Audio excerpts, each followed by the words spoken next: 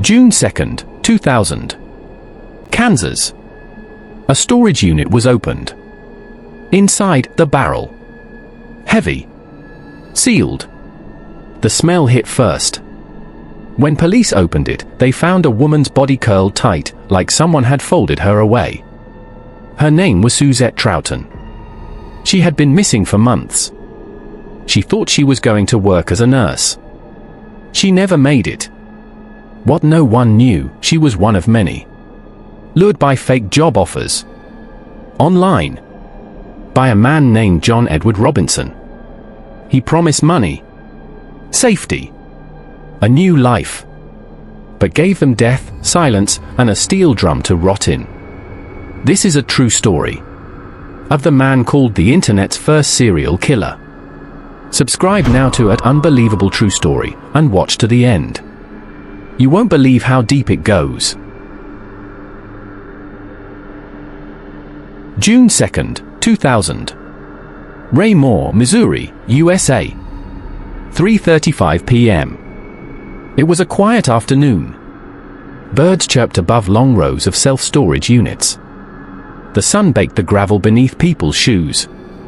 A police officer wiped sweat from his neck, standing in front of unit C24. Nothing seemed unusual. Until the door creaked open. Inside were two 55-gallon chemical barrels. One blue. One rusted. Both sealed shut. The smell came first. Then came the truth. The detective's hand trembled as he unscrewed the lid. A puff of air escaped. Thick. Rotten. He turned away, choking.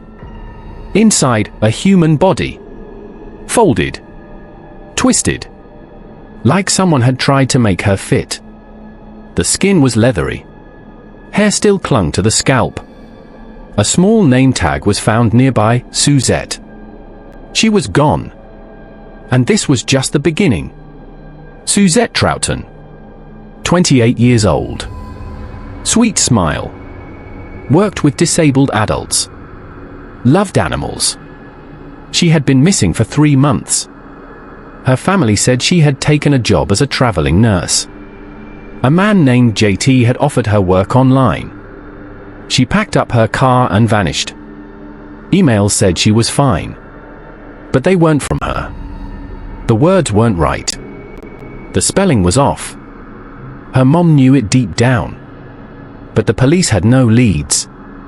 Until this barrel. A businessman. A father. A church volunteer. People said he was charming. Confident. Polite. Always offering to help others, especially women in need. But behind his kind smile was something much darker. John used the internet. Back in the early days of chatrooms and message boards. He went by names like Slave Master and AJT. He offered jobs, travel, and protection. But always only to women. Women who needed help. Women looking for love. Women who believed him. And they vanished. Suzette wasn't the first. And she wouldn't be the last. In 1999, Isabella Lewica, a young Polish immigrant, told her family she was working for a man in Kansas City. She was smart. Studied computers. Wanted to build a future. Then silence. Emails said she got married. That she was fine. But her parents didn't believe it. Her body would be found later, in a barrel. 1994, a Catherine Clampett, 27, moves to Kansas City. Says she's starting a new job. Never seen again. 1997, Beverly Borner disappears. She worked at a prison. Had just left her husband. Checks kept coming to her family. But they weren't signed by her. 1999, Isabella Lewica vanishes. 2000, Suzette Troughton disappears. Each woman had something in common. They all met JT online. They all trusted him. When Suzette's body was found, police traced her last contact. It led to one man. John Edward Robinson. They arrested him on theft and fraud. Then searched his property. What they found chilled them. On John's farm in La Signa, Kansas. More barrels. Same smell. Same silence. Inside were bodies. Rotting. Stacked in drums. Stored like trash. Isabella. Beverly. Unknown others. Each one had trusted John. This is a real story. Every fact you hear is public.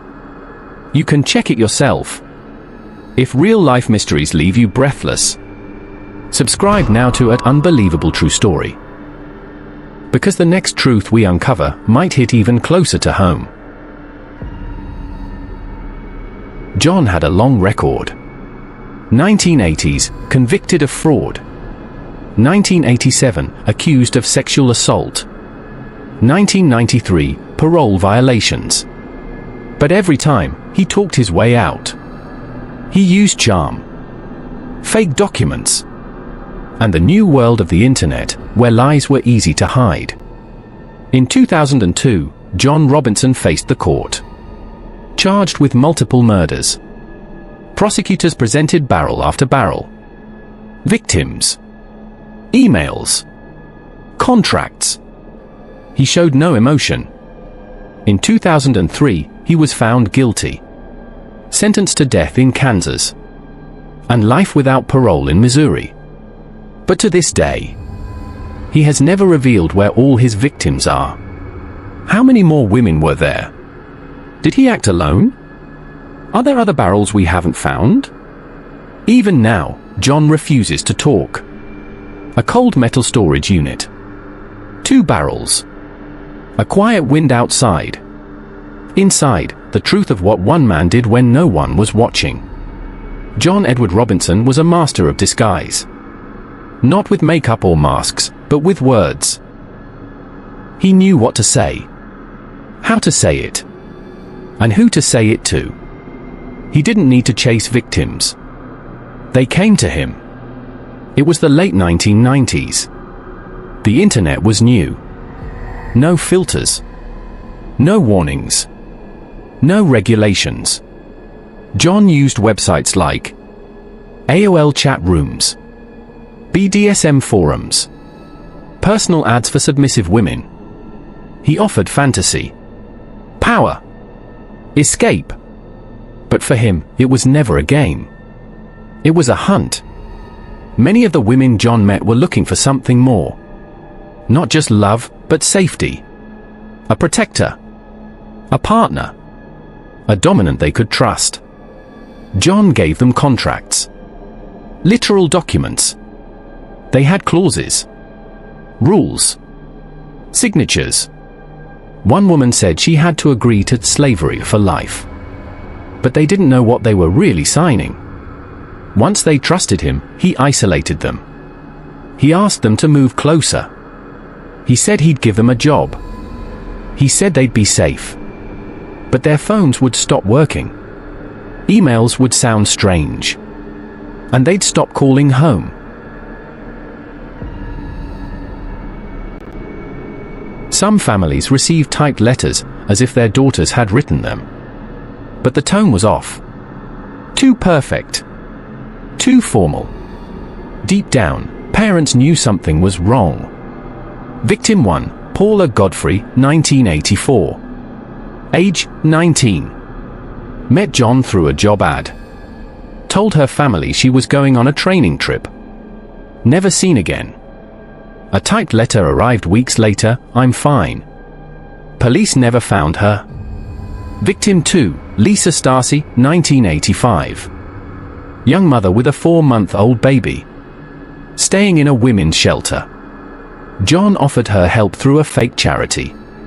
Promised housing, money, and safety. She vanished. But her baby? John gave her child to his brother and sister-in-law and made them adopt her. He even faked the paperwork. They raised the child for 15 years before learning the truth. John should have been stopped earlier. In 1985, police suspected him in Lisa's case. But with no body and fake documents, the case fell apart. In 1993, he was caught with stolen equipment and illegal business dealings. Got probation. Every time he got caught, it was for money, not murder. And so, the killing continued. Nancy Simmons, Kansas City PD, never forgot Lisa Stasi. She believed John was behind it. But she needed proof. She tracked his aliases. Found job ads posted under fake names. She warned the FBI. But the system was slow. It would take nearly 15 more years before they found the bodies. John stored his victims in barrels. Why? Because it was neat. Contained. Clean in his mind. The barrels sat in storage units. Years passed. Bills were paid. No one checked inside. He walked among neighbors. Waved at church. And inside those barrels, women waited to be found. Even after their deaths, John kept writing to families. Using their names. Their voices. I'm safe. I'm starting a new life. Please don't worry. Some families believed it. Some didn't. But no one had answers. And without bodies, there was no crime. Until 2000. A woman named Vicky came forward. She had met JT online. He promised her a job. Money. Adventures. But he wanted total control. When she refused to meet, he got aggressive. She contacted police. And finally, they listened. Police raided Robinson's house. Then the storage units. The smell hit first. Then the shock. 5 barrels. At least 3 bodies confirmed. More suspected. Each woman had once believed they were safe. Inside John's house.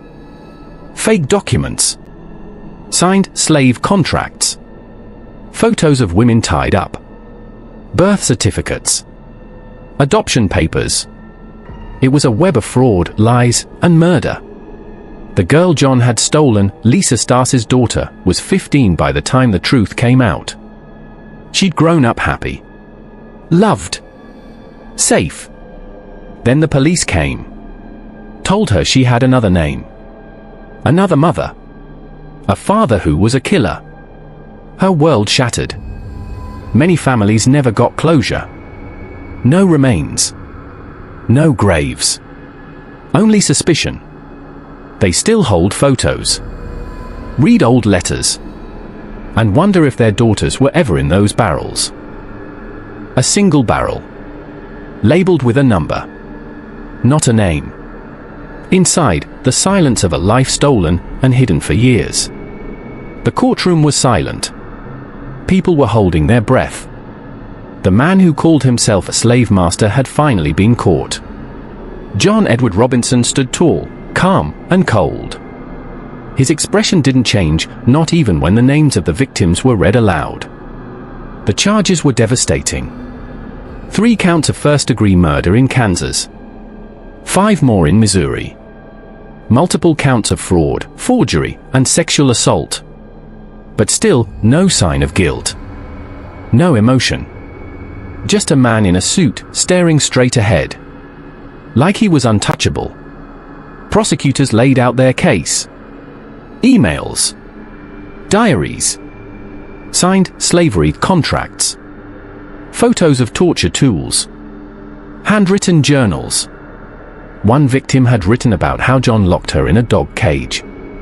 Another had kept a note that read, "He says he owns me now.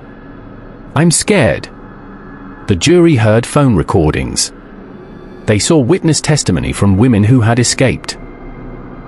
One woman whispered on the stand, "I was next. I know it. I felt it in my bones." This was a new kind of killer. Not one who stalked from bushes, but one who stalked from behind a screen. John found women online. He created fake jobs, fake relationships, fake love. He wasn't just a murderer. He was a manipulator. A predator. A liar. A computer became his hunting ground. And in the late 90s, the world had no way to stop him. 3 women testified. Each had a similar story. Angela said he made her sign a contract. He told me I was his property. Melissa recalled how he made her call him master. If I broke a rule, he hit me with a paddle. Jessica had the deepest scar, emotional and physical. He burned me with a lighter and said it was love. They all escaped. But many others did not. This is a real story. Every fact you hear is public. You can check it yourself. If real-life mysteries leave you breathless, subscribe now to @Unbelievable True Story. Because the next truth we uncover might hit even closer to home. 2 psychiatrists examined Robinson. Their conclusion? He had antisocial personality disorder, a total lack of empathy. He had a superiority complex, believing he was above everyone. And he had sexual sadism disorder, where pain equals pleasure. But he wasn't insane. He knew what he was doing. He planned it, enjoyed it, and he would have done it again. In 2002, the court found John Edward Robinson guilty on all counts in Kansas. He was sentenced to death. But Missouri wanted their turn too. In 2003, they filed 5 more charges. To avoid another trial, John took a plea deal, life without parole. Now he sits in a Kansas prison. No internet. No control. No escape. To this day, investigators believe the real number of victims may be much higher. Some estimate 15 to 20. Others say more. Why? Because so many women went missing in the 80s and 90s. He traveled across multiple states. And he used fake names, dozens of them. Some of the missing may never be found. But families still hope. Still wait. Still wonder. John Edward Robinson changed everything. He showed the world that the internet isn't always safe. That behind friendly messages, danger could be hiding. That predators don't always look like monsters. Sometimes, they look like businessmen. Polite. Helpful. Charming. But underneath, pure evil. After the court verdict, news outlets exploded. The world had never seen anything like it. Serial killer hunted women online. He called himself slave master. Bodies in barrels, lies in emails. John Edward Robinson wasn't just a murderer. He was a wake-up call. The digital world, once thought harmless, now had shadows. And John was the first to creep out of them. TV reporters stood outside his Kansas home. Neighbors stared in disbelief. He was always polite, helped with groceries, one said. But I never saw anyone come out. True crime shows, podcasts, and talk shows all featured his story. Even Oprah's team called. Everyone asked the same question. How did no one see this coming? More women came forward. They didn't die. But they were forever scarred. Amy, 24, from Illinois, said. He offered me a job. Then told me to send nudes as part of the trust test. I was too scared to say no. Clara, 31, said. He told me he had a ranch. That I could live there. I was ready to leave my life behind. None of these women knew each other. But their stories were nearly identical. Same wording. Same manipulation. Same lies. Looking back, there were signs. Police in Kansas had reports of missing women linked to his businesses. A hotel clerk recalled strange smells from his room. A janitor once found bondage gear and thought it was a prank. But no one connected the dots. And John knew how to vanish into normal life. He was a master of masks. And each mask fooled everyone. The case rocked the US Senate. Internet safety wasn't even a debate until now. By 2004, multiple bills were introduced. Background check requirements for online employers. Tighter controls on adult content sites. Increased funding for cybercrime units. A Kansas senator said, "This man hunted online. We must make sure it never happens again." High schools added new lessons on online safety.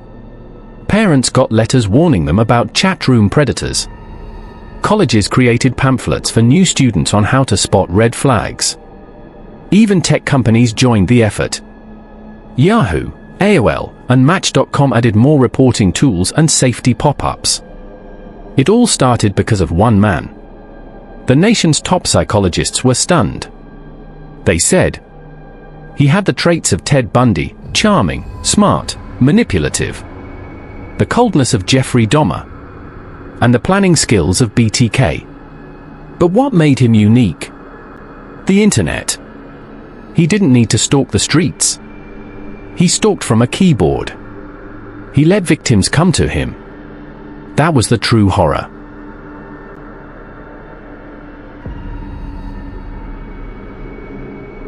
The farmhouse where bodies were found still exists. The barrels are gone. But the dirt still holds memories. Locals avoid the road. Some say they hear cries at night. A local pastor once said, "Evil lived here. And it left scars on our town." This is not fiction. Every detail is part of a real case that you can verify yourself. Some families never got closure. One mother, whose daughter vanished in 1989, still wonders, was she one of his? Will we ever know? Investigators continue to review old missing persons cases. They search for links, emails, patterns, fake job offers, common keywords. Every year, a few more names are added to the potential victims list. But most remain missing forever. Police found hundreds of photos in John's storage unit. Some were posed. Others looked scared. Many were clearly taken without consent. Officers had to contact dozens of families. "Is this your daughter? Did she ever know this man? Do you recognize this place?" One father said, "That was her. That's our couch. She was alive in that picture." Then silence. Years later, John Edward Robinson's name showed up in a strange place. Creepypasta forums. Young writers turned his story into horror fiction. Some believed it was urban legend. Others said it inspired horror movies and novels. But none of it was fake. Not one bit. The real story was worse than fiction. And the fear? It never left. Her name was Suzette Troughton. She was 27. Sweet. Quiet. She loved animals. Worked as a caregiver. In 1999, she told her family she was moving from Michigan to Kansas. She said she got a job as a traveling nurse with a wealthy man. Someone who needed help on his ranch. That man was John Edward Robinson. Weeks later, she vanished. Her mother called. Her friends emailed. No reply. Then, something strange started happening. Emails came from Suzette's account. But they didn't sound like her. "I'm fine. I'm happy. Don't worry. I'm traveling. I met someone." Her family knew something was wrong. But police said there was no evidence of foul play. Months later, detectives searched Robinson's rented storage unit. There, in a blue plastic barrel, was Suzette. Wrapped in plastic. Stuffed in a barrel. Forgotten. Her mother sobbed at the press conference. He used her. Lied to her. Killed her. Then he pretended to be her. It was one of the most chilling parts of the entire case. Because even after death, he used his victims like puppets. Police found a handwritten journal. In it were names, dates, notes like, "Good girl," signed contract, Weak. Needs breaking. Gone. No one asked.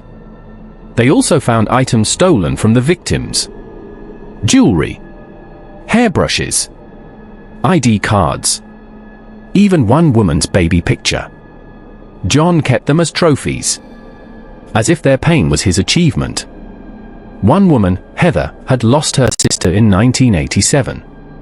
She always suspected something bad had happened. But no proof.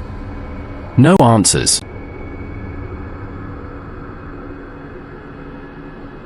Then she saw the barrel photo on the news. The rusted blue lid. The exact markings. She remembered that her sister once replied to an ad in the local paper. Executive seeks assistant. Travel. Room and board provided. She was 19. Gone forever. To this day, 2 of the bodies found have never been identified. Police call them Jane Doe number 1, approximate 30 years old, found in Missouri. Jane Doe number 2, late 20s, found on the Kansas property. No missing person reports matched. No fingerprints in databases. All they had were fragments. A pink sneaker. A broken watch. A silver chain. Families still call the station each year asking, could it be her? And every time 8 detectives check. New technology gave families hope. Using DNA extraction and genealogy tracing, authorities reopened cold cases in 2015. Several matches were found, but none matched the remaining 2 bodies. One detective said, "These women may have no names, but we will not let them be forgotten. They are buried under temporary markers. Waiting." In prison, John kept to himself. He never confessed. Never apologized. Never even acknowledged the pain he caused. Psychiatrists say he may have believed he did nothing wrong. To him, the women were willing. The contracts were proof. And the murders? Just accidents. It's a level of delusion that chills the soul. Today, John Edward Robinson is housed in Kansas' El Dorado Correctional Facility. He is on death row, but due to appeals, he remains alive. No visitors. No interviews. No voice. Just silence. And in that silence, the weight of his crimes echoes. Years after the case, the farmhouse was demolished. The land is empty now. Grass grows where barrels once lay. But the townspeople never forget. A girl visiting her grandmother nearby once asked, "Why don't we go down that road?" Her grandmother paused, then said, "Because evil once lived there. And when evil lives somewhere, you don't disturb it." This is not fiction. Every detail is part of a real case that you can verify yourself. John Edward Robinson didn't just kill. He used technology to hunt in a new way. He used kindness to bait the innocent. He used trust to turn love into torture. And in doing so, he became the blueprint for modern predators. What would you do if someone like him reached out to your loved one? Would you see the signs? Or would you trust and regret?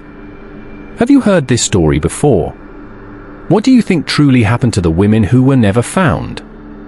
If you're drawn to real stories that stay with you, subscribe now to Unbelievable True Story. Because every week, we reveal the darkest truths hidden in plain sight. Watch the next video on your screen, or dive into our full playlist of real mysteries and crimes. The next story might be even more shocking.